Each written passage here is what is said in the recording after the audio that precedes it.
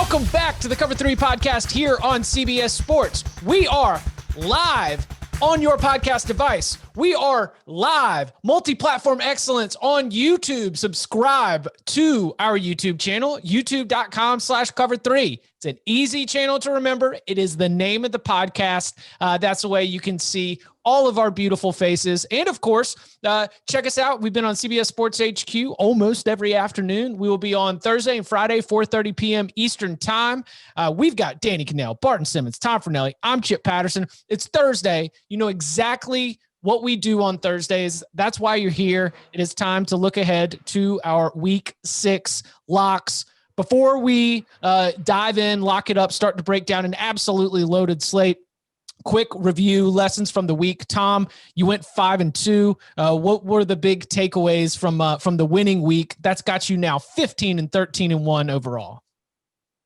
The big takeaway was that always make sure you shop around, get an early number, get a good number, because Navy Air Force finished with 47 points. But by the time we recorded the locks pod on Thursday, the show was down to 46.5. Although, Chip, I know you had it at 47.5 in real life, and I got it at 48.5 when it first posted. But the bigger lesson is that no matter how slow of a start you're off to, just, keep doing what you're doing and trust the process, because it'll turn around eventually.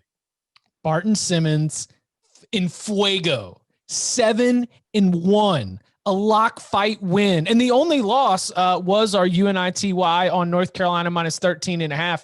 I mean, do you have any lessons? Like, what are the positive takeaways? What are you trying to bring into this next week? As Tom has taught me, stick to the process. A lot of jokes were flying around this podcast when your boy started out 0-3. I don't hear as much laughing now. 18-12 overall. That is the new overall leader on the season, sitting on the pole. Barton Simmons, 18-12. I went 4-3. We had wins in the Lock Unity win, Auburn, Georgia. Wins on the TCU. Basically, never a doubt. I would say that I'm adjusting some of my Clemson expectations, and we've gotten some great insight from Anna Hickey in a deep dive on Clemson earlier in the week. Make sure that you go and subscribe to, or make sure you go and listen to that before you make your own decisions, in addition to, if anybody does decide to lay a lock on the line. So 4-3 on the week, 18-14 overall for the season. Danny, 3-4 on the week. Have we decided who's Maverick and who's Iceman, by the way? Danny's Iceman. Okay, Danny's right. Iceman. Danny's I was the shirt off. He was the shirt. That's the Iceman look. Okay, yeah. So Danny Iceman takes an L in the Maverick Iceman battle in that Florida-South Carolina game. 3-4 though, still 16-15 on the season. Any lessons learned from the last week's slate? I do think that Iceman and Maverick together are a stronger force, and I like it better when we're taking on Russia together than going opposed to each other. Nothing really positive comes out of that, so I'm going to beware there. The other thing, I'm falling out of love with Florida versus the spread. I was really liking them 2 weeks early in the season. The other thing is, and I mentioned on Monday, one of the worst beats I've ever had. I'm getting way too emotional with some of these. The TCU Texas under 63, which was a winner. And then the Big 12 put out an official release that said it was an incorrect call. Should have been an untimed down. Game would have been over. I would have won. I'm still bitter about that. I was going to try to send an email to my sports book, and I was going to petition the committee here to see if you change my win or my loss to a win, but I can already see Tom shaking his head. Don't be crying. So I'm not going to complain. I'm just going to get back on the horse and keep plugging away.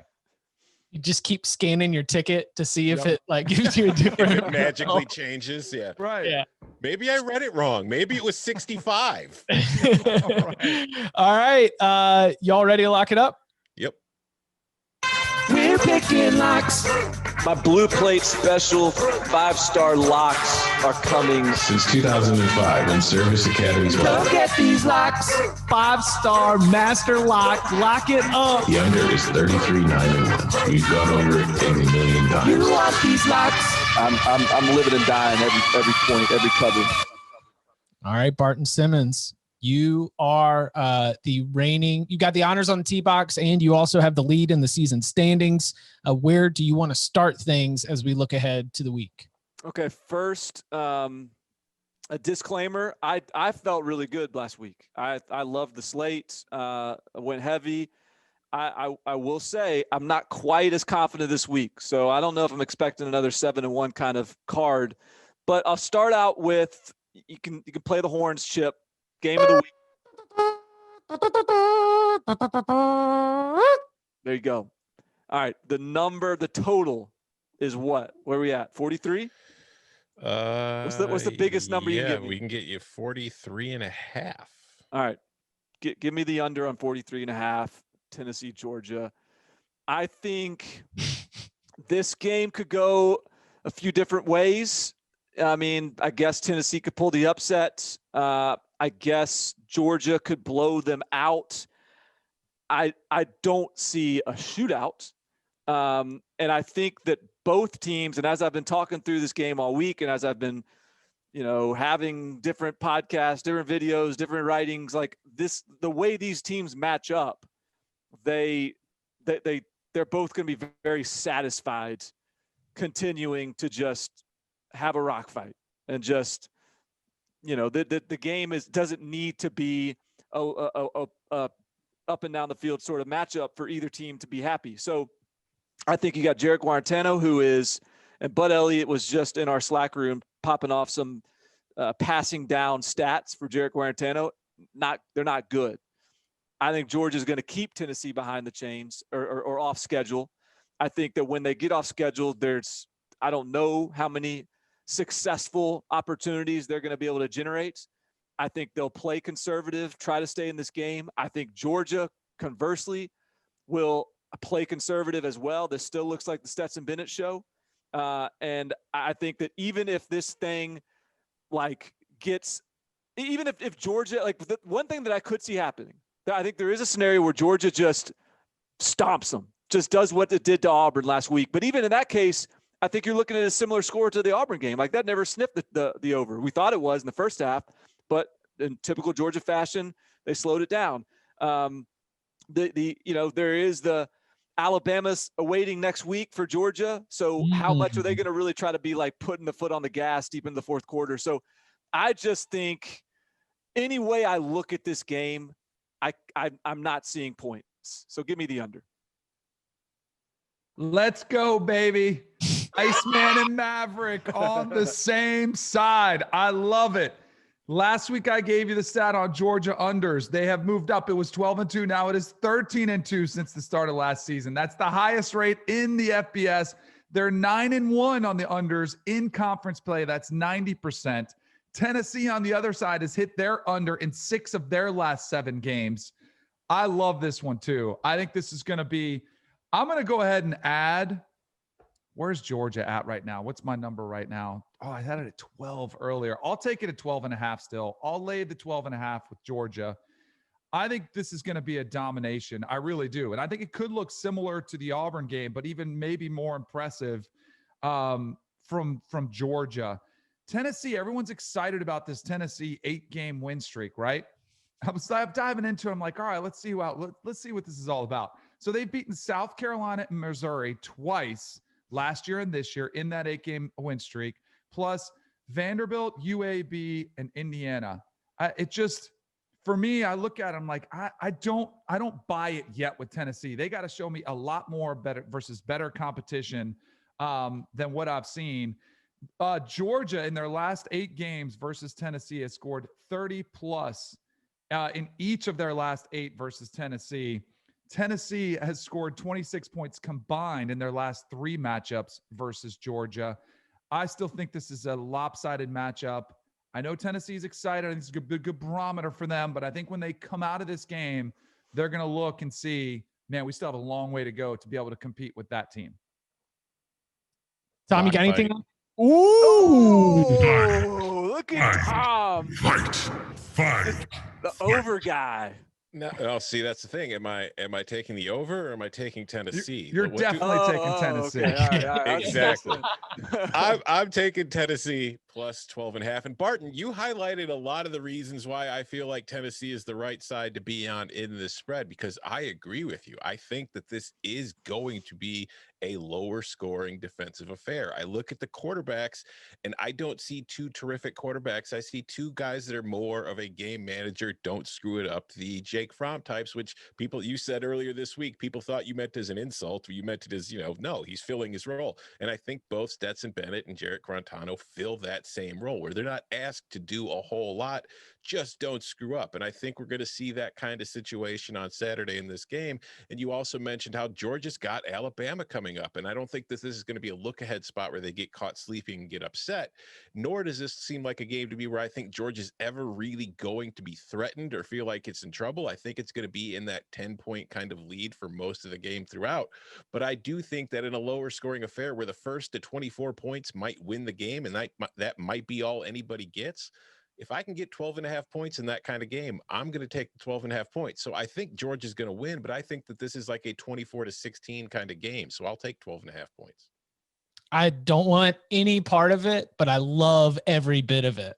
Like it is a game that I do hope it is the rock fight. I do hope that it is a very, very gentlemanly affair, as we're just out there playing field position. But like, I don't know, man, Stetson Bennett IV, he might kind of carve Tennessee up in this game. If anything, I might lean the Dogs and the points, but I'm not touching it. So a lot of action on the board already, and I absolutely love it. All right, well, I'll take the I'll take the reins here. We're going to Chapel Hill for what would have been the ACC Coastal Game of the Week as North Carolina plays Virginia Tech. North Carolina is being way overhyped, way overrated with that little number 8 beside their name. They played 2 disjointed games. But one thing that North Carolina has done pretty well is run the football. Javonte Williams, Michael Carter, it's a good 1-2 punch. They also have the most deceiving rushing defense stats, maybe in the entire country, because you're sorting and you're like, man, look at North Carolina. They got the best run defense in the ACC. That's where it starts. They're going to be a perfect answer to this Virginia Tech offense that has been cooking with Khalil Herbert. The 2 offenses that North Carolina has faced, Boston College and Syracuse, ranked number 13 and 14 in the ACC in rushing offense. They have not had a step up in competition at all. I think Virginia Tech is going to be able to move the ball, but I also think that North Carolina is going to be able to score as well. And so as I'm looking at this one, I mean, it is very, very clear to me that this game is going to be dumb. This game is going to have some explosive plays. And so I'm going to be locking up the over 59.5 in North Carolina, Virginia Tech. I had this on my big sheet, like my games in the margin. And I think one of the last things you said there is why I'm not playing it. This game is going to be dumb. This game is going to be – it's not going to make a lot of sense. Whatever the final outcome is, we're not going to be really sure how, like, you'll have to really reverse engineer it to like figure out how things happened. So I'm staying away, but I think my lean would have been Virginia Tech for some of the things you alluded to, just sort of like, wait, how did North Carolina get to this point? Like, what do we really know about North Carolina? And Virginia Tech, I think, is, I mean, they've not that they've got some bulletproof resume to this point themselves, but I think that they seem like a team that knows who they are, and especially with them getting a quarterback back in Hendon Hooker. So I like your side of this. And my lean would be Virginia Tech. I agree with you on that. My lock is the over, because it's going to be, I mean, Mac Brown iced his own kicker last year in this game. There were 4 overtimes. I don't think we're going to need 4 overtimes to be able to hit this over, but I think we'll get it done in regulation. But I look at it, and Justin Fuente's 4-0 against North Carolina. They've covered a couple of those spreads in recent years. And so, like, if you're going to give me 5 points, which is what you're sitting at right now, and I'm thinking about all the likely outcomes, like a Virginia Tech outright win, I think, is a potential outcome. A Virginia Tech cover North Carolina win is a potential outcome. North Carolina blowout win seems like the least likely outcome. So lean Virginia Tech in the points. But again, just in case this is like a one touchdown fourth quarter Sam Howell. That fourth quarter Sam Howell could come back and crush you. So I'm just going to go with the over because that feels like the safest play here. Are you worried at all about weather? Because weather could be a massive impact across the country, especially the southeast portion with this, Hurricane Delta issue that's coming through. We're calling it the remnants of Delta. The Remnants of Delta is a great album title for like later in your career. But yeah, Remnants of Delta does concern me for Sam Howell. But that's why I also wanted to also point out Javonte Williams and Michael Carter. I think that they can spring some big runs too. So give it to me at 59.5. All right. We're waiting on Tom to get back as he got knocked off something internet related. I feel a little bit like that's a faux pas to talk weather without Tom. Just like how could you do that to our boy? Like, we have to run that back. I want a full weather report from Fernelli when he gets back. Yeah, this is a big weekend too for this. Like, this is one where you really got to pay attention to where you are. Rain. Again, I'm not trying to steal his thunder here, but if I remember correctly, rain doesn't actually have an over-under impact because you're equally as likely to have like players slipping and missing tackles and, defensive back falls down in coverage. Right. It's really the 10 to 15 mile an hour crosswinds that impacts the kicking game and the passing attack. Correct. Coach Bowden, pregame, anytime there was a weather game and you're feeling a little bit, what are we going to do offensively? He'd be like, hey, you have the advantage. You know which way you're cutting, which way you're supposed to run. Therefore, you'd have better balance, better focus on where you're supposed to go. Defense reacts. They're the ones that are slipping and falling. Hey, all right. Yeah. Got him back. Tom Fernelli heard that people were talking about weather without him, and he said, you sons of you-know-whats, you can't talk about weather without me. All right, what'd I miss? All right, so how much of the impact of the remnants of Delta are we taking across the entire Southeast as we look at Saturday's slate? Not too much, honestly, because, as we talked about with Wonder Conditions, Chip, weather matters too, and it's not just the wind, it is also the temperature, and a lot of these games are being played in warmer as well as wet conditions, and wet conditions can sometimes lead to wet turfs, which could sometimes lead to defenders falling down. So when it comes to wonders, we are typically looking for wind, but not much else. Cooler temperatures, gray skies, sunny skies, it doesn't matter, although the sun does help power the wind, but you don't really want a lot of rain. So it's having an impact in some spots, but it's not having as much of an impact as you might think. Right. The dream wonder scenario is sunny 15 mile an hour crosswinds in Manhattan, Kansas. Yes. That's in a noon kick. Where Really there's there are no hills, mountains, or buildings to get in the way. That wind has a very long runway to build up steam and get in there and just wreak havoc on the ball. All right. So North Carolina, Virginia Tech over 59.5. Where do y'all want to go? Who's feeling antsy? Who's feeling good? Well, why don't I jump in here because I have a Friday night play. I don't know if anybody has a Thursday or Friday night play other than me. Am I the only one? The Scott Satterfield apologist has logged on. Circle the Wagons week. Scott Satterfield is due to give me a winner. So let's go ahead. Let's see. What do we? Yeah, lay the points was 4.5. 4. You might be able to get 4. Okay. Maybe 4.5. No, 4.5. Okay. All right. Let's go. Louisville -4. Malik Cunningham sounds like he's going to be a full go at quarterback. Just look at these two teams are one of them is kind of battle tested and one of them is not. Georgia Tech, that win over Florida State looks worse and worse by the day. They played UCF, I guess, and I don't want to overreact to UCF to losing to Tulsa. I think that's a quality opponent, but they got Syracuse put it on them. I know this is a weeknight road favorite, which is, not typically something that I like to play, but this is not a typical, home away split that we're used to. Louisville, the thing with Louisville, I've said in the past, and it held true against Pitt. It got me that under. I mean, Louisville's defense isn't as bad as you think. I mean, they're 13th in the country in success rate defensively. They just give up some big plays here and there. I think one thing that's interesting about this game, and of the 6 teams that are playing college football right now, these two are 73rd and 71st in the country in turnover margin. So I think one of these teams in Louisville has turned the ball over a little bit as they're trying to, play catch up with Miami, as they're trying to, they're playing a really good defense against Pitt. The other one's just turnover prone. They got a true freshman quarterback starting, and he might become Malik Cunningham, but right now he's a Malik Cunningham that just can't take care of the ball. I think Louisville, with a bye week to prepare, comes out. And I mean, remember, this is a team that we thought pre-season could be like a dark horse in the ACC.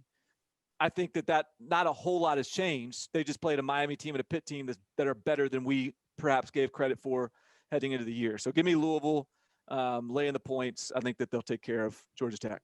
I can't wait till Scout comes home one day and gives you the same spiel you give about the Louisville defense, where she's got a report card in her hand and she's got 6 A's and 8 classes. She's like, look, Dad, I had a 75% success rate with A's. Yeah, a couple F's got through there, but, still 6 A's. That's okay, Scout. Do what you do well.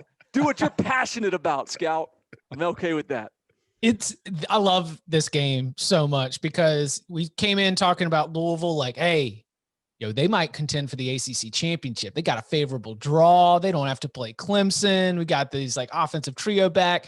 Georgia Tech picked dead last in the preseason media poll. And all of a sudden, we're a little bit higher on Georgia Tech, thinking they're not the worst team in the ACC, but we're also a little bit lower on Louisville. They both were off last week. I mean, if the Cards can get it going against an effort-based defense, I mean, come on. Jeff Collins, what base is it? It's effort-based defense. His offense is both spread and pro style. Woo. Good luck. I love that game though, just because of what it means. Yeah, marketing genius. No depth chart. We just have an above the line list. We have 8 offensive linemen and they are all starters together. An above the line list, aka the ATL list. That's right. The ATL.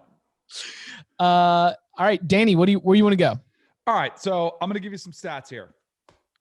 Florida State, they have lost 6 consecutive games against the spread. That's the longest active streak in the FBS. They are 4-11 against the spread. That's a 27% hit rate since the start of last season. That's worst among ACC teams and tied for 6th worst in the FBS. Notre Dame looks incredible. They covered their 5 final games last season, making them 6-1 against the spread over their last 7 games. What does all this tell you? Florida State has no chance, right? Just brutal. No chance whatsoever. Now I'm gonna do a little name drop for you guys. Okay. Can you guys make out? Let me see if I can show you without revealing any. Can you guys see that? I don't know.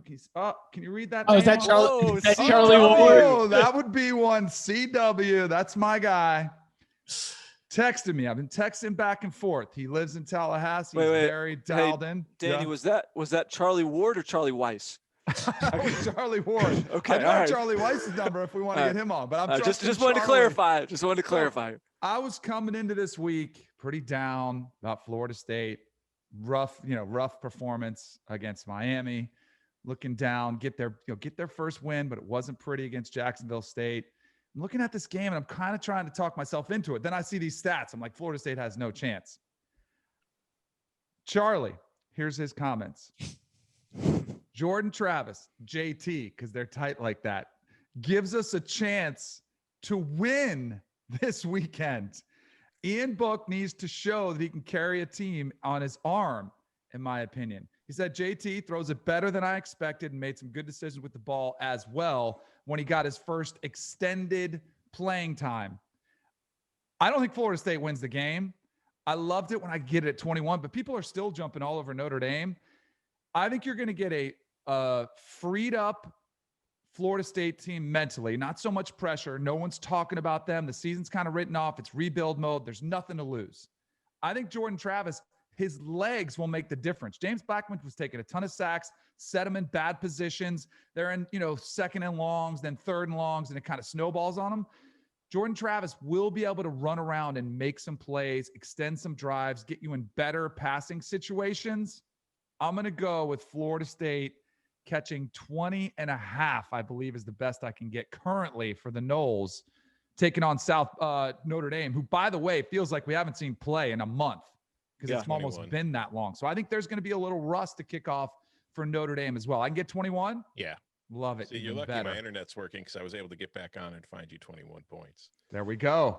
So I love your thinking because it pairs nicely, like a fine Cote de Rhone with my pick, because if Florida State covers and if there's a little bit of rust for Ian Book, then we're back where we started at the beginning of the season with Notre Dame unders. Yes. We don't trust Ian Book. We wonder if they've got enough explosiveness on the outside to be able to create a lot of offense. And I think that South Florida result, more on the Bulls later, Tom. I think that South Florida result might be one of the best offensive performances we see from the Irish all season. And so I'm not, with a little bit of time off, I'm sort of imagining that they're getting like set back to their original setting. It's going to take a little bit, and Florida State's defense is going to be tough for this Notre Dame offense. I do think Notre Dame wins, but 52 is a little bit too high. I will be locking up the under 52 in Notre Dame, Florida State. I like the play here. I like the Notre Dame or the Florida State getting points play. I just don't have the onions to play it because it's you don't have Charlie Ward. You don't have Charlie Ward in the text messages letting you know what's up. Hey, Charlie Ward, if you're out there, hit me up. Maybe you can talk me into it. There we go. Were you leading the workouts at Montgomery Bell Academy? The Titans workouts, Barton? No. Did you see our headmaster just out there snitching on the Titans? Oh boy. Dude. That's your school. That's your school, right? Yeah. Barton's an NBA man. All right, Tom, where do you want to go? Well, let's see. I would like to go to a place whose internet isn't crapping out constantly, but since I can't get there right now, I will go with, did I miss any Miami Clemson picks while I was gone? No, you did not. All right, cool. Well, I'm going to go there to the big top 10 matchup in the ACC. You don't get a whole lot of those. I'm taking Miami Clemson under 63.5. And a lot of this goes to you, Chip, something that you pointed out while we were doing HQ earlier this week, in just that the way Dabo Swinney tends to approach these kind of games where he gets more conservative in these big games during the regular season, because as you said, he only cares about winning by 1 point. He doesn't care about putting on a show or making a point. He's just trying to win the game. And we've seen they get conservative in these type of games. So I think that with this one against the Miami team that has been very good and has looked awesome on offense, and I've said numerous times already that I think might be the second best team in the ACC, I think that they're going to have their hands full, and a conservative approach would be the best way to take it. But at the same time, talking about Hurricane Delta, the rain forecast that was originally in line for this game has kind of abated a bit as the week's gone by. There's supposed to be some light rain, some possible misting, which I can live with. But what's not changing are high winds. So this is somewhat of a wonder situation as well. And I just see that Clemson's offense in the first few games really hasn't looked as sharp outside of Travis Etienne as I think that I was expecting to see coming in the year.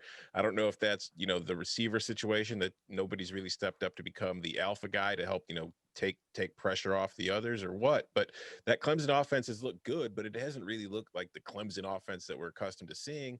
And I think that Miami, with its running approach, takes a lot of clock off. And I also think that Miami's one of their best approaches in this game is going to be to want to keep that Clemson offense off the field. So I think we're going to see a fun game. I think we're going to see a closer game than a lot of people anticipate, but I don't think we're going to see a game that features 63.5 points. So I'm going under.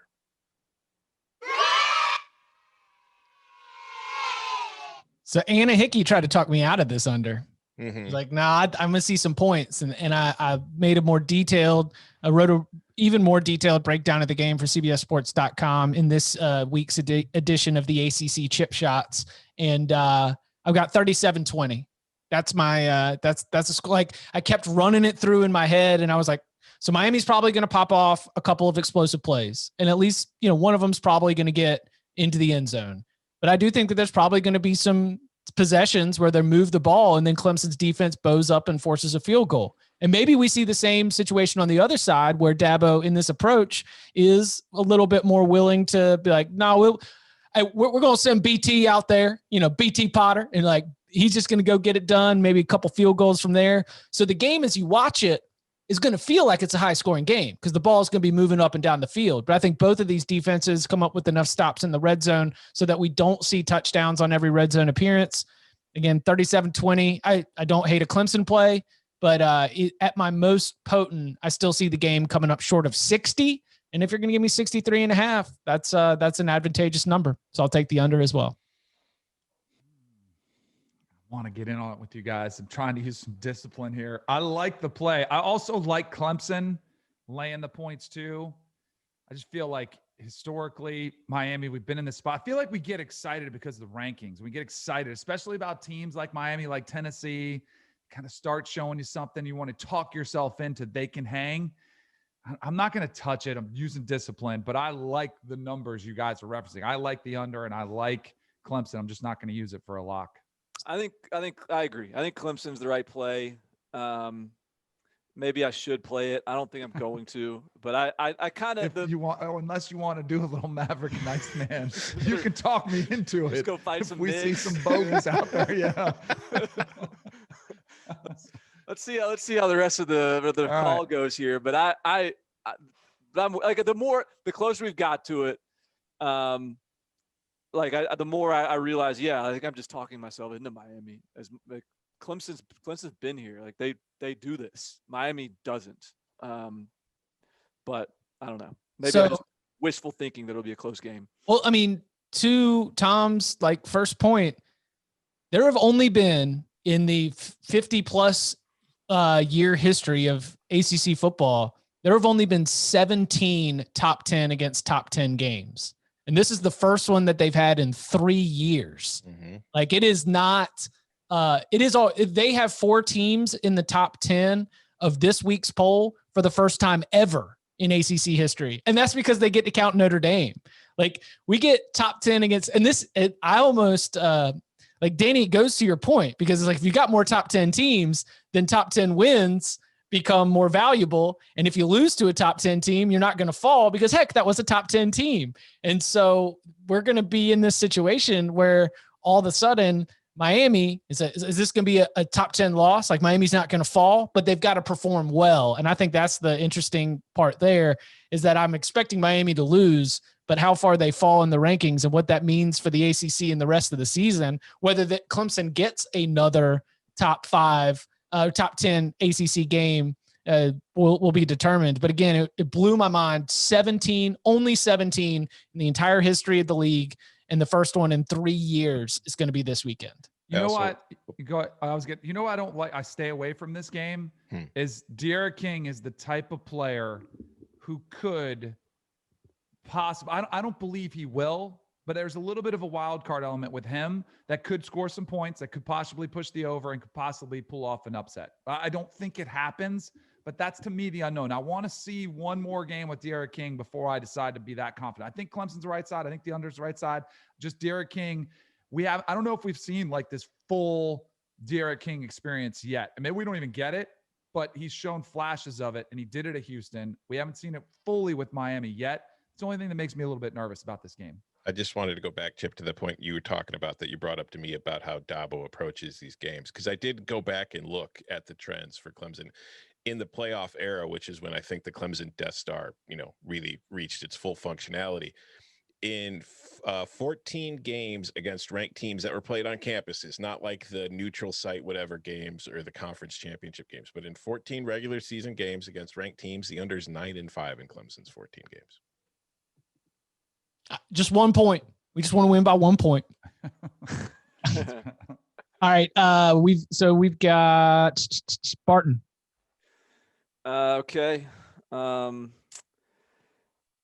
going to go with, let's go to another big game this weekend. So I think we talked about most of the big games. I don't know. Maybe this isn't even a big game. I don't know. Why are we even saying big game? Big games.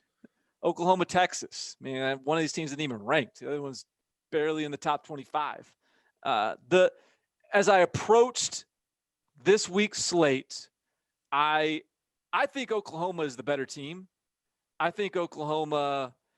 I think Spencer Rattler is an elite quarterback. He's had some issues taking care of the football, but he's special. I think that Oklahoma, based on just like the eye test, has looked better to this point.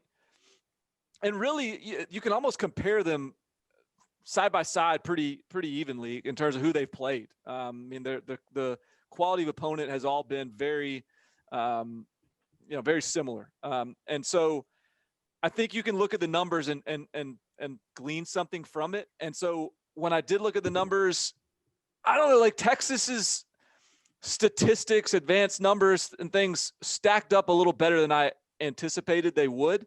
I think ultimately the difference is Oklahoma's got a better offense. Texas has a better defense.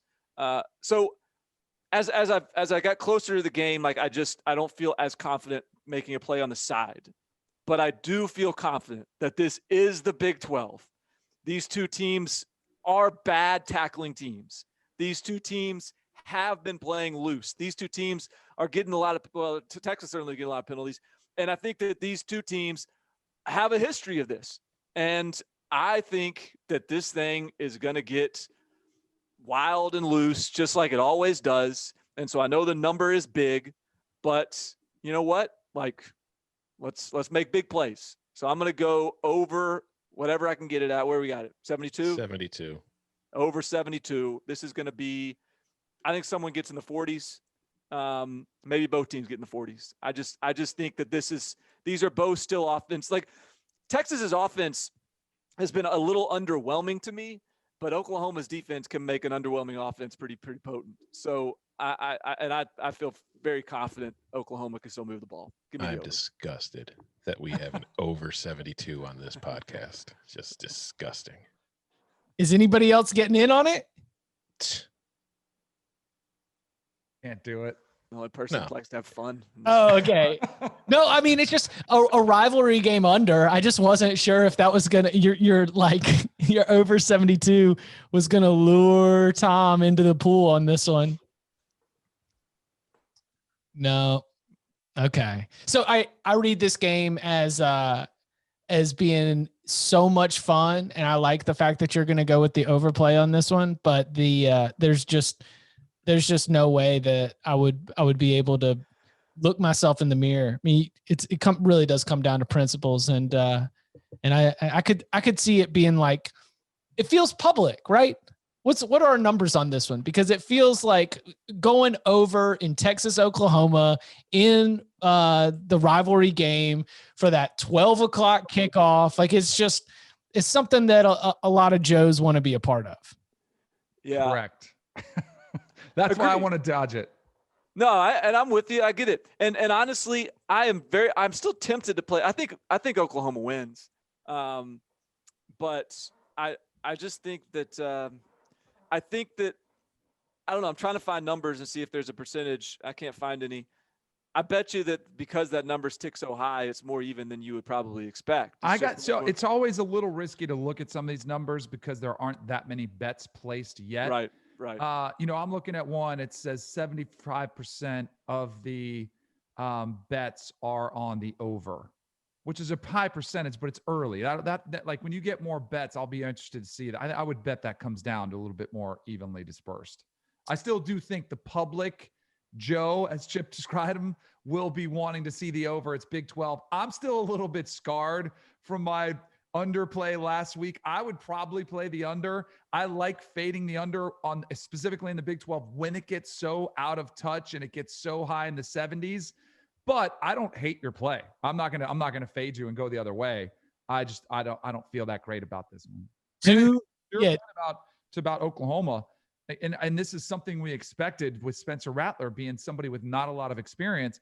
If he eliminates a couple turnovers, they're undefeated. They've been moving the ball really well, and he's just made some freshman mistakes. If he eliminates those, they're probably off to the races. But the problem is, do you trust him to eliminate those in a game of this magnitude on the biggest stage out there? This game's gone in 2016 and went 85. In 2017, it went 55 or 53. In 2018, it went 93. And then in 2019, it went, what is that, 61.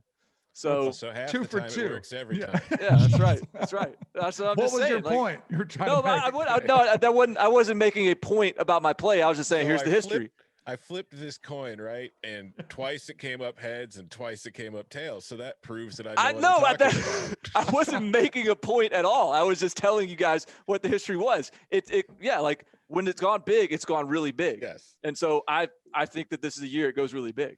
I don't think it's a horrible pick. I'm fundamentally opposed Listen, to it. I get it. You guys don't do this. Like you guys don't ride these big numbers like I do. And you know what? There's a reason that I'm sitting in the pole position right now. Because you went 7-1 last week after going horrible the entire season before it. You guys feel like you're ever on? Sometimes you need a moment to chill. And when you need to hit the reset button, when you need to just sort of step outside and you're done sweating those overs and unders, you just need a moment. And on a Saturday, especially, those moments are hard to come by, and you want to make sure you maximize them when you do. And that's when you reach for a Coors Light. It's made to chill. Coors Light wants you to know that no matter what the sport is on this fall, Saturdays are going to be your time to chill. Even if your team isn't playing right now or on this particular Saturday, there's plenty of other teams and conferences and sports that are on TV that can give you the excuse to chill and drink a beer. So it doesn't even matter, because Coors Light is the official beer of watching any college football team. So just flip through the channels, find a sport, and crack open a Coors Light. In fact, sometimes being chill on a Saturday might mean your team has an off week where you don't have to sweat. You can just sit back, grab a Coors Light. We know that it's cold lagered, cold filtered, and cold packaged, literally made to chill. It's as crisp and refreshing as the Colorado Rockies, perfect for any moment to unwind. We've got a porch. I can spend a lot of time inside on a Saturdays. And if I could step outside and breathe in that fall air and crack a Coors Light, it just is going to set me at ease after getting all wound up from hours and hours and hours of live blogging and HQ. It's the one that I choose when I need to unwind. So when you want to hit reset, reach for the beer that's made to chill. Get Coors Light in the new look delivered straight to your door at CoorsLight.com. Celebrate responsibly. Coors Brewing Company, Golden, Colorado.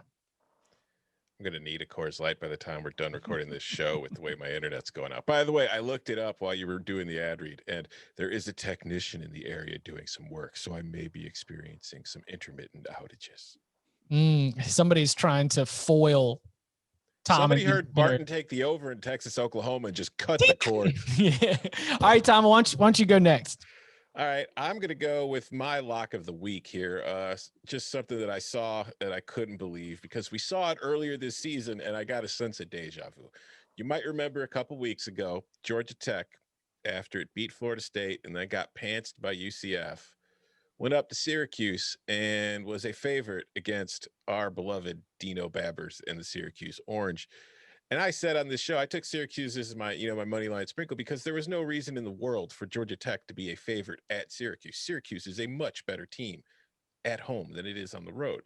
And Syracuse went out and won that game by 2 touchdowns. Well, this week, Duke, 0-4 Duke, is on the road at Syracuse, and it is a 2.5-point favorite. The winless Blue Devils are a 2.5-point road favorite against Syracuse, who is coming off a bye, had an extra week to prepare for this game. No, sir. Give me the Dino drop, because I'm taking Syracuse plus 2.5. Oh my goodness. So first of all, we absolutely have some. Wow. And because it's coming, it's going to be electric. You're in the Carrier Dome. The house is filled. The feeling is electric. The noise is deafening. You have a defense that is relentless. You have a special teams that has been well coached. You have an offense that will not huddle. And you have a game that's faster than you've ever seen on turf.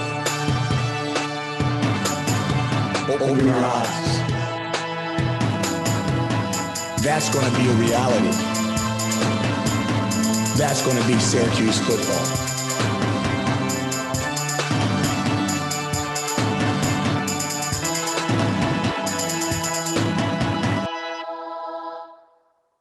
There's no reason for Duke to be the favorite in this game. None. Love it. Chip, are you just on it? Oh, no. So the number one, I went through each of these Duke performances. Notre Dame game, I'm like, man. All right, so the Boston College game was their worst. Worst performance of the season was the Boston College game. And Boston College, if I was to power rank Duke's opponents, is probably number 4, the worst of the 4 opponents. But I throw that one out, and I'm looking. I'm like, Notre Dame, you feel like the offense in the first half was doing some things good. Thought Chase Bryce was moving the ball well, and eventually they just weren't going to be able to score. Notre Dame pulls away to win. The Virginia game, you're like, well, if they hadn't turned the ball over 7 times, they were inside the red zone, inside the 10-yard line with the chance to score maybe into the third quarter. Virginia Tech 38-31. I mean, you're going blow for blow with the Hokies, a team that we think is great, but at the same time, you turn the ball over 7 times and you can't stop turning the ball over. And Syracuse is number 1 in the country in interceptions right now. Andre Cisco and that secondary has been absolutely feasting with picks. And so I think that the combination of Chase Bryce and a Duke offense that turns the ball over and a Syracuse defense that has been great at creating turnovers, I think that's a bad matchup. Throw it in with the fact that Syracuse's offense statistically does play better in the Carrier Dome than it does on the road. And I think wrong team is favored right here. Duke's not a bad team, though. They're going to beat Florida State on December 5th. Oh, why we just got to go rub salt in the wound right now? Come on. Where did that come from? Because I've been playing is Duke going to win a game? And so it's I think Duke beat Miami on the last game of the regular season last year. Duke was only a 4-win team at the time. Bowl game was already lost. But again, if you go into that game, if you're not dialed in, so I think that Duke could beat North Carolina. I think that Duke could beat Georgia Tech. Duke could beat Wake Forest. There are wins on Duke's schedule, but I don't think Syracuse is one of them. I mean, good luck. Good luck with those. I mean, those are not teams that I feel good about predicting at all. You just picked Texas and Oklahoma to score points. Two bad defenses. All right, I will take us to the Big 12, where I like Texas Tech plus 12.5. Now we are definitely not having our quarterback situation is still very unstable. Alan Bowman still day to day with that ankle injury, but I think that it is as much of a game where I am jumping on the other side of a little bit of a letdown factor, right? A little bit of wondering whether you're going to catch just a few too many points against the Iowa State team that had the huge home win against Oklahoma, and a little bit of the cherry on top. No Big 12 team should be favored, period. We're going all underdogs in the Big 12 because no Big 12 team should be favored, especially by double digits. I just think that the Cyclones had a fantastic win, but they are not a perfect team. And so they are liable to get backdoored. They are liable to get caught in a shootout. I will be taking the 12.5 with the Red Raiders in Ames. I looked at that and I thought about it, but the backup quarterback thing scared me away. I feel like I've been on Texas Tech as a dog, and then a backup quarterback has tried it out, and it's been oh, wait a minute, I didn't sign up for this.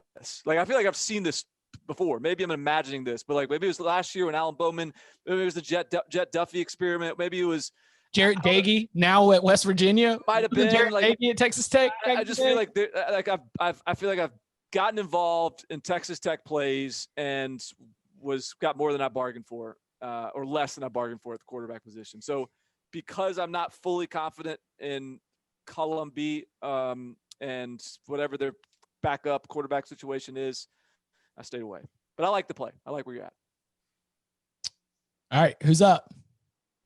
I'll take one. I'll go to the SEC. I got 2 plays in the SEC. I'll give you my first one here.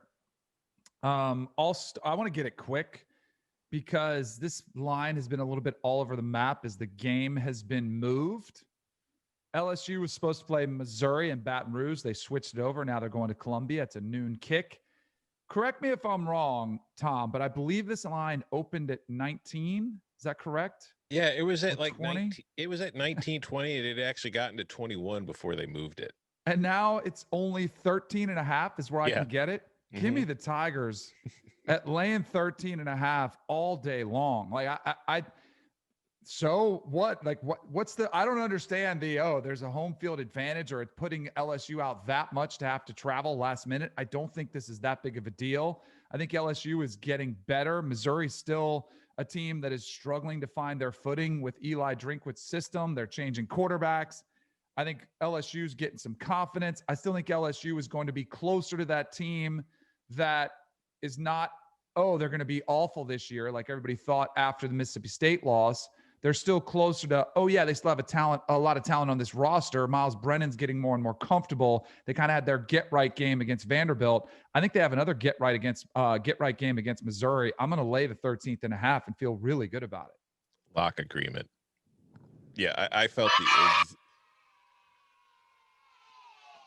we have to do expert picks for the site every week, and I just sent in my pick for the week for that game when the line they sent us was the 20.5 or 21, whatever it was. And I took Missouri, and like 2 minutes later they announced the game's moving. So I get an email from the editor who does it, who says, hey, they've moved it. It's now at 14. And I'm sitting there. I had the same reaction you did. It's like, well, how the hell is moving the game from LSU to Missouri in an empty stadium worth 7 points on the spread? So yeah, no, I'm 100% lock agreement. I agree with you guys' interpretation of like the value here, and I'm you're probably on the right side. But like if take out the opening line from the equation, when I saw it at 14.5, I have some Missouri temptation because I do think that like I just think that what we saw at LSU week 1. And what we saw at LSU week 2 against Vanderbilt is a little bit like we're still very much learning about LSU. I don't think Vanderbilt fixes anything. I don't think that clarifies anything on LSU. And so I'm just still a little bit of like a healthy skeptic on what LSU is going to be this year. And but I kind of have no idea what Missouri is, which is why I would be scared to play it. But with that said, that'll take me to my pick. So my pick is South Carolina laying points against Vanderbilt. Yeah. I feel I kind of hate that this is my role. I kind of hate that I'm like picking on Vandy every week. I just think that this is a tough season for Vanderbilt. I've said this before. I'll say it again. And this is not a matchup with South Carolina that like there's a couple teams, Tennessee included, that has had trouble with Vanderbilt in recent years. South Carolina is not one of them. Like they've covered with Vanderbilt, I think the last 3 times they've played. I think they would have covered this number at least 2 of the last 3 times they played.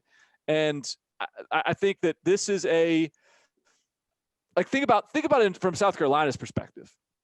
You come into this game and you got an SEC only schedule.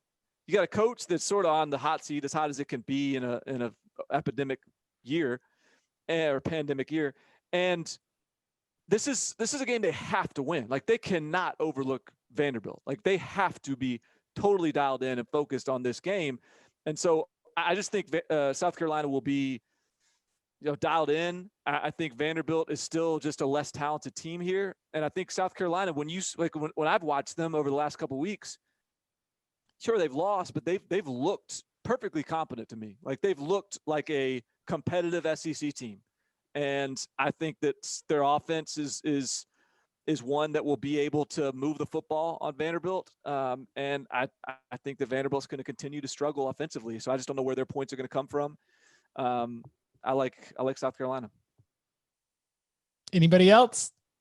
Iceman Maverick, baby. Lock it in. Let's go get some MIGs.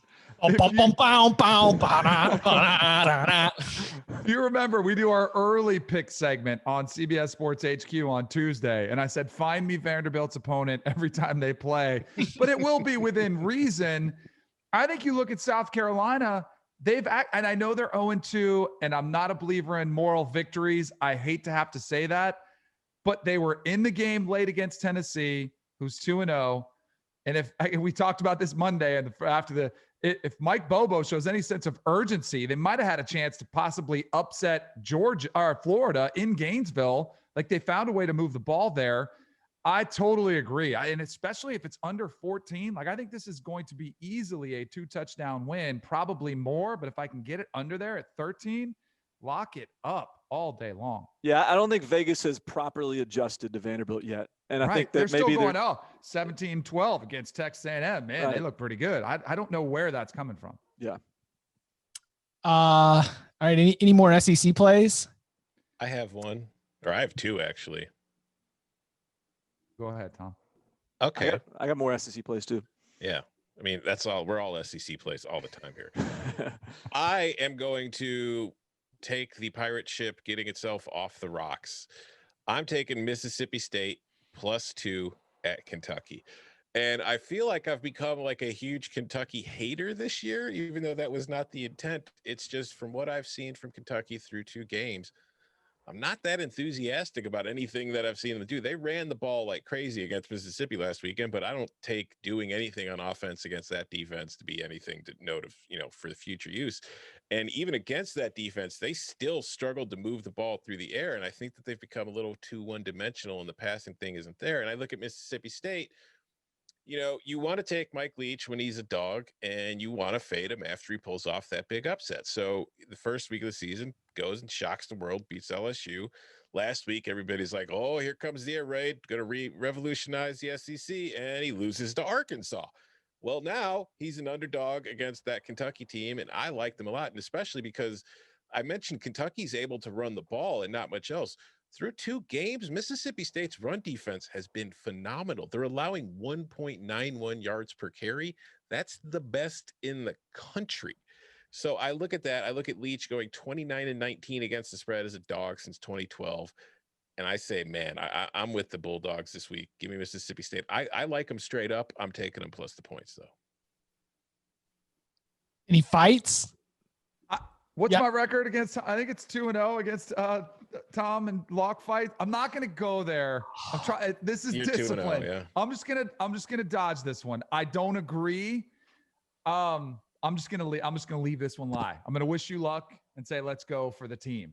Be a team player. I feel like I like. Give me your thoughts anyway. Even if you're not locking it up, I want to hear what you think. So I'm curious to see, because I think out of Ole Miss and out of Mississippi State, like Ole Miss might have a more sustainable offensive philosophy in the SEC than Mike Leach's air raid. I'm curious to see if the drop 8 into coverage, play zone, which is what Arkansas did, if that works. And I think Kentucky will make them prove that. And I'm really curious to see if Mississippi State can shut down Kentucky's offensive attack, even without Cavassier's smoke. But they still had, Terry Wilson starting to run the ball a little bit more. I don't know. I think Kentucky gets right in this one. I don't know if I'm there with, okay, Mississippi State is going to be a team that can, win a lot of games this year. I don't know. I don't love the feel of this game. So good luck.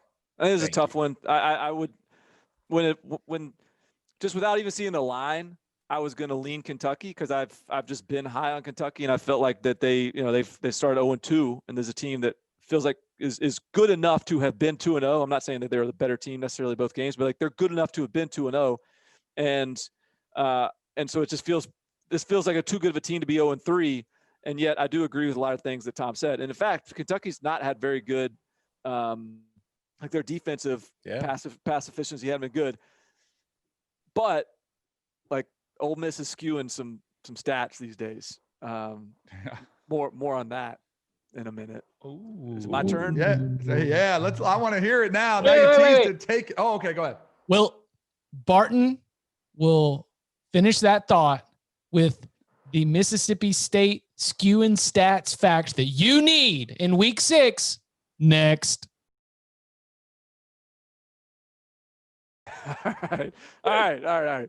So now I'm going to disgust you guys once again. I'm just going to go loose and wild once again. I'm going to play another 70-point over. Actually, what is my Ole Miss Alabama number at right now? Look it up yourself.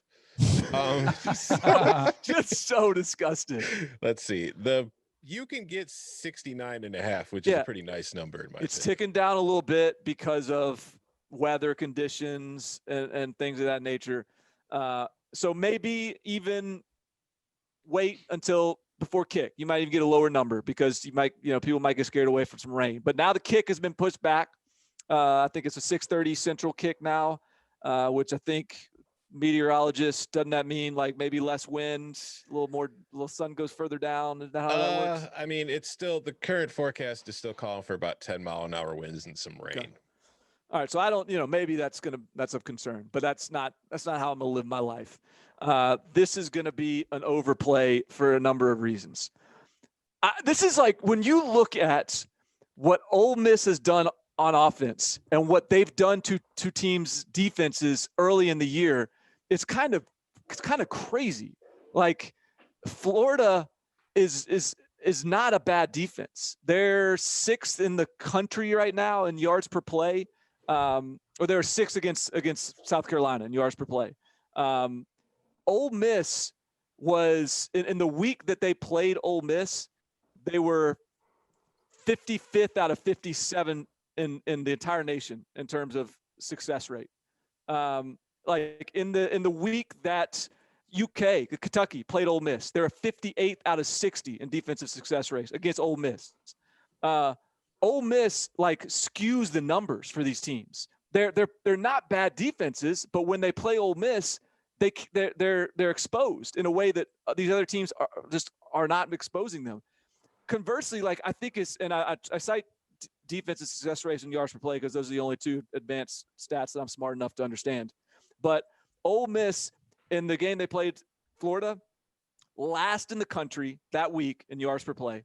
In the game it played Kentucky, last in the country defensively in success rate. So you're getting an Ole Miss defense that skews other teams' numbers offensively and skews their numbers defensively because they're so bad on defense and so good on offense.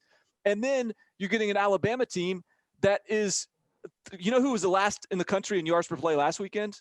Texas A&M defensively. Like Alabama is absolutely like, I mean, they're doing what they want and they're going to do whatever they want against this Ole Miss defense.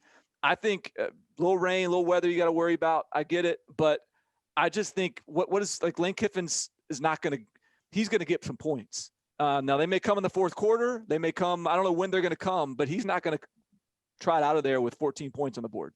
And Alabama is certainly going to, they'll name their number. So I'm taking the over in this game. Finally, some overs that I like. Feels good. And also of note, this comes dentist recommed. This is dentist approved. So is this an official dentist pick? Do I have to put it in the doc? This is the dentist pick. I had this on my ledger, and then the dentist actually texted it, which made me feel that much better about it. This is 4 out of 5 dentists recommend. 4 out of 5 dentists recommends. And only our guys, all the one that matters. I love it. Right. Do you and the dentist have another room in your foursome for me to pull up my golf cart and just ride along for this one? Get in here. Yeah, let's go. Lock agreement because I think Bama gets 50, right? I mean, he's just like, and do you think that Ole Miss is going to be able to get you the rest of the way? I think that answer is yes. Love it. Absolutely love it. Sorry, Tom. Sorry to disappoint you. Sorry to disappoint you, Dad. I just thought I raised you boys better than this. All right. So I have a theory on this game. Why I had it down earlier in the week and I crossed it off. Lane Kiffin called him elderly. Yeah. Like and Lane Kiffin handled it, Nick Saban handled it perfectly. He laughed it off. But I don't know if you noticed if there was a body language expert He that was saw Nick mad. Saban's hand on the podium, like you could hear it clicking the podium. Like that. Yes. And He's he doing was trying to say, all right, I don't want to give them any. I guarantee you he went out of there and whoever he's talking to, he says, Sark, he's going to give them the green light and say, whatever it takes, we're going to embarrass this guy. I don't like it. I don't like this game now. And by the way, a lot of people were coming in on Ole Miss. This line has been moving around a little bit. It's opened at 24, was all the way down to 22. And then as soon as those comments came back up to 23.5, 24, this game makes me a little bit nervous. I like the way you're thinking. That was the way I was thinking earlier in the week. But I also think this defense is mad. I think they like the challenge. I think Nick Saban is going to preach to his defense, hey, this is our first test. Wait till you look at what these guys have been doing. They've been putting up 600 yards. They've been upsetting people in the SEC.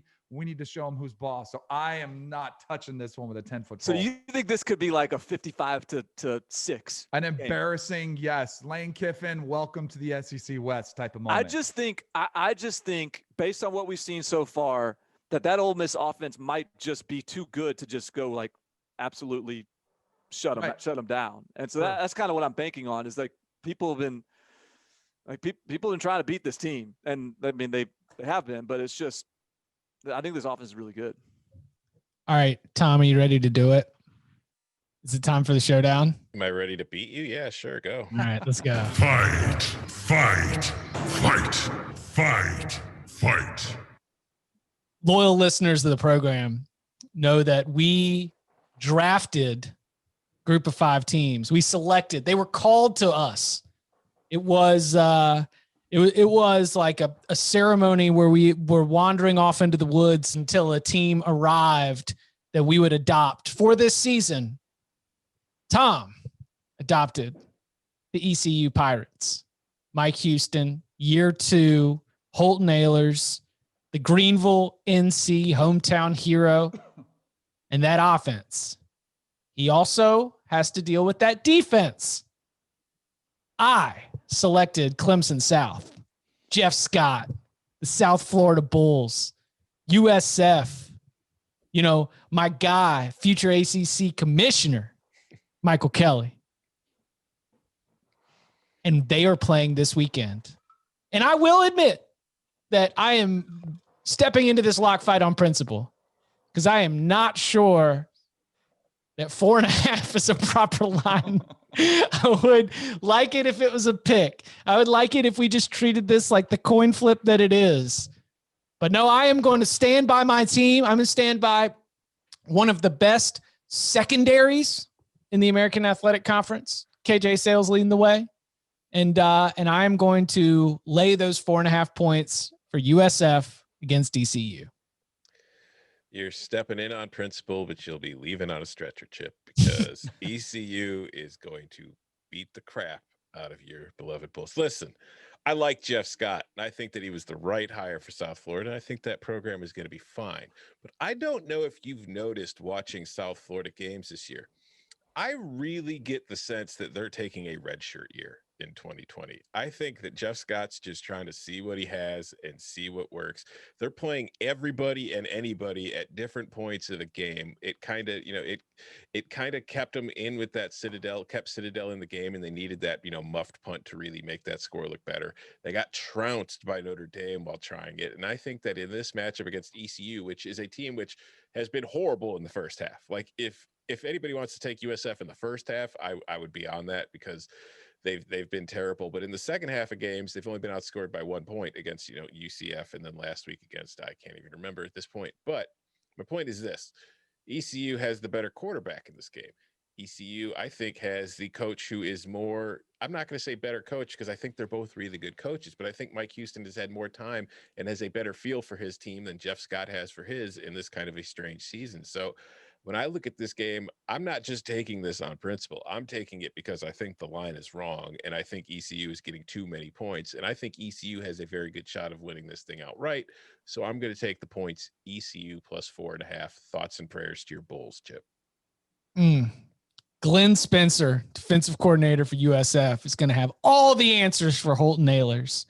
Charlie Weiss Jr. is going to have all the right calls for the Bulls. You sure? Because I didn't see much of a decided schematic advantage when they were playing Notre Dame a couple of weeks ago.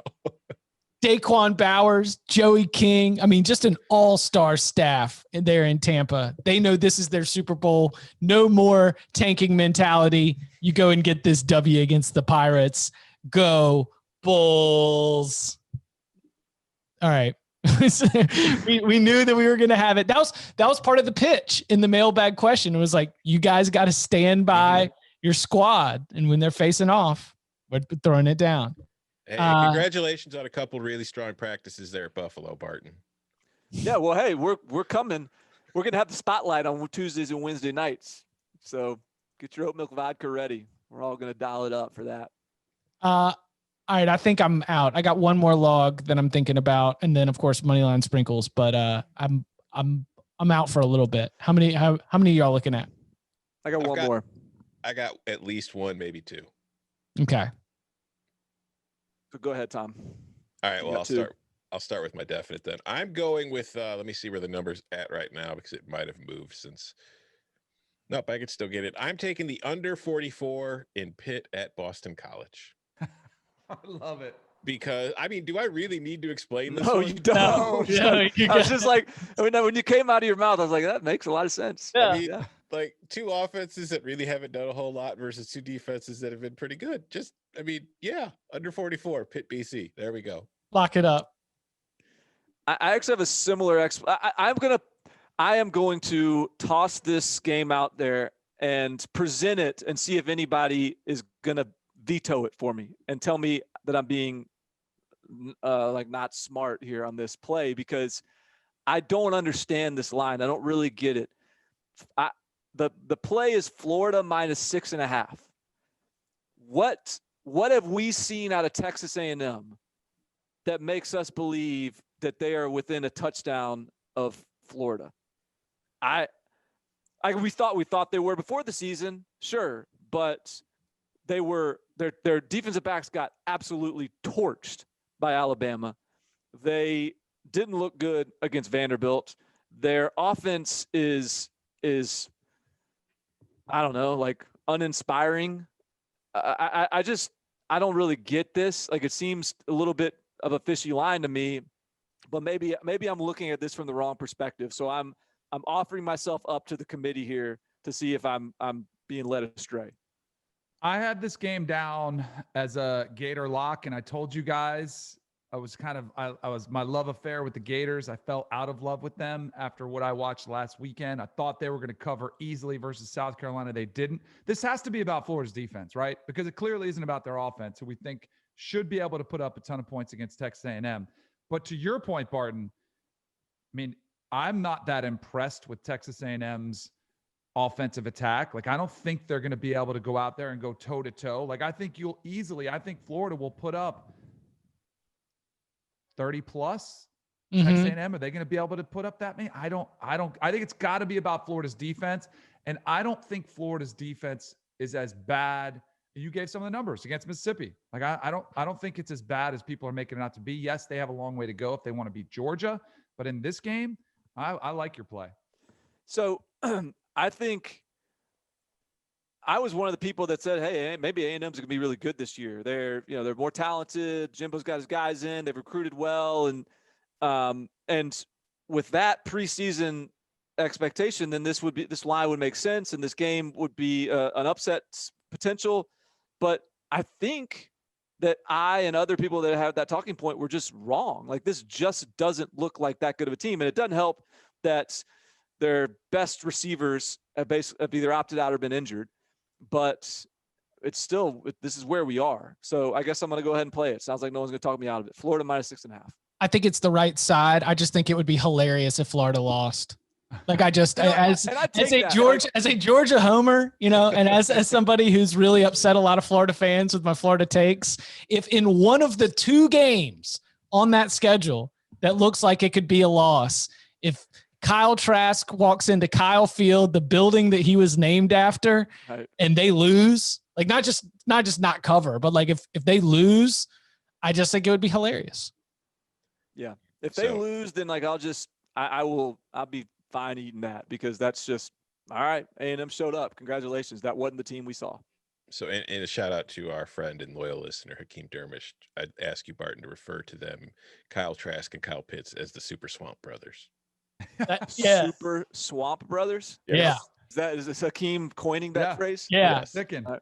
He wants to make it part of the lexicon. And I think that we can amplify that message. I mean, the Super Swamp Brothers sounds really good. Yeah. Super Swamp Brothers. Why not just the Swamp Brothers? We could go on super on top of it? Well, Super Smash Brothers. Yeah. Oh, is that what it derives from? Okay, Yeah. I got it. All right. Sorry, while you were playing football, I was playing video games. Okay. Danny, do you have anything I got left? another one in SEC. I'm looking at Auburn taking on Arkansas at home. Ooh, I'm interested where you're going here. So Bo Nix's career is up and down. Let's sum it up even simpler than that. He struggles versus good teams. He excels versus bad teams. And it's all over his resume. It's all over this season as well. 3 touchdowns versus Kentucky, then lays an egg versus Auburn. Doesn't play that good. Doesn't play that well versus Georgia. I think they're going to get the better version of Bo Nix versus Arkansas. I can get it at 13.5. There's another reason Auburn fans, they're not real thrilled about the extension they gave Gus Malzahn. They're checking buyout numbers and the like, but there is a reason, because Gus Malzahn is kind of similar to Bo Nix. Wins the game he should and wins impressively. Every once in a while, sprinkle in a big win, and that's where you get the justification there. But I think this is a game where Auburn dominates Arkansas. I get it. Arkansas beat Mississippi State. They got their first win in 20 tries in the SEC, but I think you kind of revert back to, okay, Arkansas has a long way to go. KJ Costello had a few interceptions in that game. They figured out Mississippi State. Congrats. Again, I still think Mississippi State has a long way to go. Auburn is 8-2 against the spread in their last 10 home games. They're 7-1 against the spread in their last 8 as home favorites. They've scored at least 50 points in 6 of their last 8 versus unranked opponents, including last year against Arkansas. They put up 50. They've scored 30 plus in each of the last 7 versus Arkansas. Felipe Franks, you start getting into a shootout. Good luck. I just think Auburn's going to roll in this one and get back on track. So I'm going to lay the 13.5 with Auburn. Chad Morris revenge game. Yeah, this favorite has covered the last 7 meetings in this series, so that helps you too. I'm also on this game, but I'm not on the spread. I'm actually on the under, which I can get at, let me see, I can get it at 48. So yeah, I'm on the under 48 here, simply because I agree with a lot of what you're saying. I think this is going to be a better game for Auburn, and I like them against the spread on either side. It's just my concern with taking them against the spread is that, the Arkansas defense has looked pretty decent through the first 2 weeks. I think that played more of a role in the Georgia game than I think a lot of us thought at first, when we were just kind of pinning it on Georgia. And B, I just don't have a lot of faith in Auburn's offensive line, and it's hard to score points if your offensive line isn't blocking for you. And I haven't seen Auburn really show you an ability to do that through its first 2 games. So I'm concerned of how explosive or lack of explosive plays that offense has had to this point, which makes me scared to have them cover the spread. But it does make the under look a little bit better. Also, through 2 games, these 2 teams have not really been running a lot of plays per game. They're not moving at the quickest pace. They're actually moving slower than I anticipated them doing. And I don't know if that's just them being in bad situations that haven't allowed them to do it against, teams where they want to make sure they keep their offense off the field, or at least give their defense time to rest, or what. But I just feel like these have been lower possession games for these teams than I anticipated, and that's going to lead to a lower score. So I think the under is the best play here, but I'm also with you. If I'm taking the spread, I would take Auburn. Okay. I was going to leave this one. In fact, I made some late adjustments to my money line sprinkles, and one of my money line sprinkles has now, I'm just going to pull it back into a log to throw on the fire here. I'm going to take Devin Leary and the NC State Wolfpack plus, what do we get? Like 8.5, 9. Let me see. Yeah, you can get 9. Virginia looked good against Clemson. Virginia played well against Clemson. Andrew Booth had that crazy interception in the end zone. They were never going to win that game, but I think Virginia came out of that game with a lot of confidence. But NC State came out of the Pitt game showing that it is not just a running team, showing that Devin Leary, Kerry Angeline, Emeka Mezi, they've got some good targets. I wanted to go plus 240, but as I've been playing it out in my head, the law of the wolf, shout out to Joe Giglio, 999 The Fan. The law of the wolf is when you expect the most, you get the least. And when you expect the least, you get the most. And to follow up the Pitt win with another like touchdown plus upset win against that Bronco Mendenhall program, which the floor has just been raised. I mean, that's just what I've seen there. So I like NC State to be able to hang around, to be able to make it interesting, but it kind of feels like the game where they might get their heart ripped out. So give me the 8.5 as some padding right there. I like that. It's gonna be fun to watch. It's a great game. Very excited about that one. All right. I'm all out until Moneyline Sprinkles. Same. Let's do it. All right. Moneyline Sprinkle scoring report. Right now, Tom is ahead, 2-1 record, 2.95 units. Danny at 2-1 also, but 2.15 units. Barton 0-1. That's not true. That's not updated. Oh, yeah, no, 1-1. Yeah, I never updated that. My bad. Okay. So plus 1.25 units. Plus 1.25 units, and Chip 1-3 minus 1.7 units. Tom, what's your sprinkle? Well, I'm following your lead because you took 2 last week, and I've got 2 this week. My first one I think will be obvious. I'm taking Syracuse plus 115 because I do think that they're going to win outright at home against Duke, just like they won outright at home against Georgia Tech a few weeks ago. And ironically enough, Chip, maybe you're a coward, but I'm not. I'm taking NC State plus 260. Yeah. Oh! I just think, I mean, there's a very good chance that NC State's going to win this game. I haven't seen anything from Virginia that makes me think that it's a sure thing in this game. It should be that heavy of a, favorite, both on the spread and on the money line. I'm not taking it on the spread, though it was on the card. It just got left off. But I do think that NC State wins this game often enough to justify that price.